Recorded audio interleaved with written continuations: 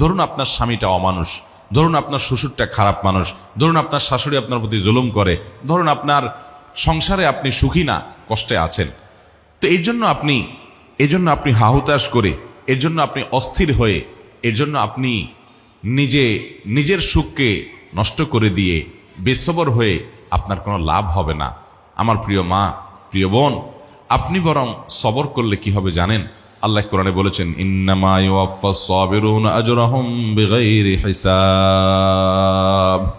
যারা ধৈর্যশীল হবে, যারা সবর করবে, দুনিয়ার বিভিন্ন কষ্ট, দুঃখ, মুসিবত এগুলোকে আল্লাহর দিকে তাকিয়ে যে সবর করলে আল্লাহ তাআলা সওয়াব দেন, জান্নাত দেন, আল্লাহ খুশি হন।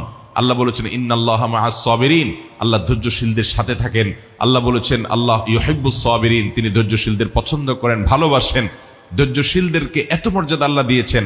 আল্লাহর কাছ থেকে সওয়াবের আশায় যারা একটু ধৈর্য ধারণ করে, সবর করে, হজম করে নেয়, ঢোক গিলে নেয়, নিয়ন্ত্রণ করে নেয়, মেনে নেয়, মানায় নেয় নিজেকে, এ মানুষগুলো তাদের সম্পর্কে আল্লাহ বলেছেন ইন্নামা ইউওয়াফাস সাবিরুনা আজরাহুম বিগাইরি হিসাব।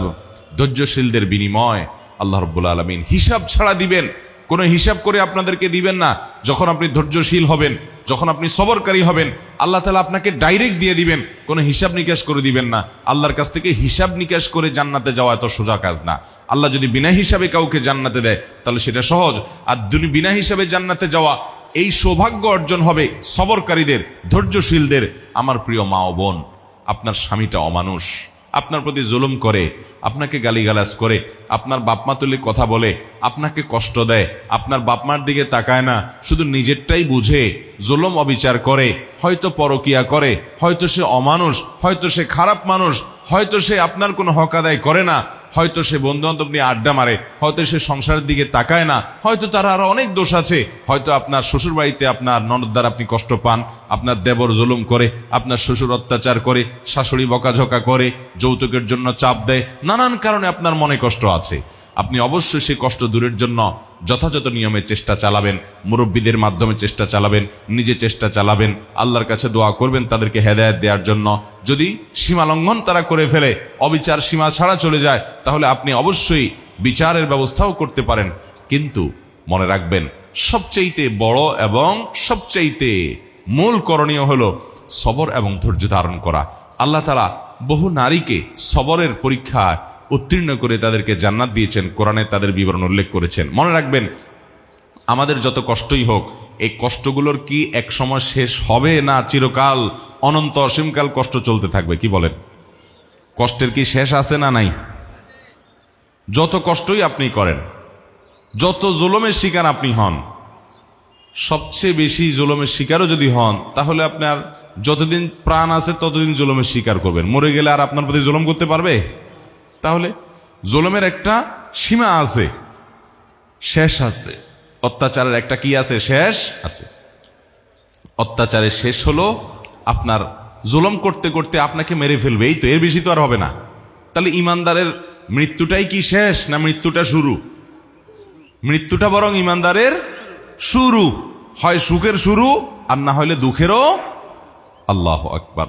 এই একটা কথা চিন্তা করলে সকল দুঃখী বোন আমার, সকল কষ্টে থাকা মায়েরা আমার, আপনাদের কষ্টগুলো সব দূর হয়ে যাবে। এই একটা কথা চিন্তা করলে যে ইমানদারের মৃত্যু মানে কাফেরের মৃত্যুর মতো না। কাফের যে আল্লাহর প্রতি বিশ্বাস নাই, যার আখিরাতে বিশ্বাস নাই, আখিরাতের প্রতি ঈমান নাই, ওই কপাল পোড়া তো মনে করে দুনিয়াতে যতদিন ফুর্তি করতে পারি এইটাই তো আমার অর্জন। হায় হায় রে, অর্জন ছাড়া যদি, সুখ ছাড়া, ভোগ করা ছাড়া দুনিয়ার জীবন চলে যায়, তাহলে তো আমি দুঃখী, কারণ আমার তো দুনিয়ার জীবন শেষ মানে সব শেষ। কিন্তু ইমানদার তো সেরকম না। ইমানদার তো হাতির মতো, বাঁচলেও লাখ, মরলেও লাখ। বরং ইমানদারের মৃত্যুর পর তার আসল জীবন শুরু হয়ে যাবে। দুনিয়ার সুখ সুখ না আখিরাতের সুখের তুলনায়, দুনিয়ার দুঃখ দুঃখ নয়, আখিরাতের দুঃখ জাহান্নামের দুঃখের তুলনায়। ইমানদার তো সেইভাবে চিন্তা করবে যে আমার আখিরাতের যাত্রা যখন শুরু হবে, তখন যদি আমি সুখী হই, সে সুখ হবে আসল সুখ, সেই সুখ হবে স্থায়ী, সেই সুখ হবে অনন্ত অসীমকালের, কোনোদিন শেষ হবে না। আর আল্লাহ না করুন যদি আমার মৃত্যুর পরে দুঃখী হতে হয়, জাহান্নামে যেতে হয়, তাহলে সেটা হবে দুনিয়ার সকল দুঃখের চাইতে সবচেয়ে কষ্টের এবং সবচেয়ে দুঃখের। অতএব বোনেরা আমার, মায়েরা আমার, আল্লাহ তাআলা আপনাকে পরীক্ষা নিয়েছেন, আল্লাহ তাআলা আপনাকে কষ্টের মধ্যে ফেলেছেন, আল্লাহ তাআলা আপনাকে বিপদের মধ্যে ফেলে রেখেছেন। মনে রাখবেন, এটা আল্লাহ তাআলার পরীক্ষা।